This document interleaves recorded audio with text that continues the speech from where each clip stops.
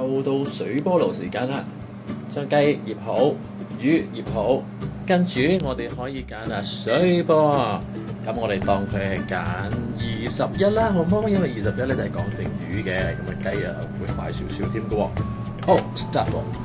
咁咧你會見到佢加熱中啦，加熱中咧即係佢 preheat 完之後咧就大概會有24分鐘到啦。如果你選21嘅話，咁咧就可以擺啲雞同埋個魚入去㗎啦。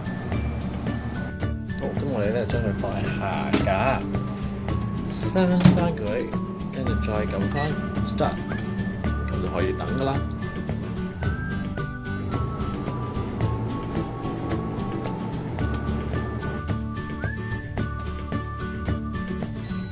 好，搞掂啦，食得。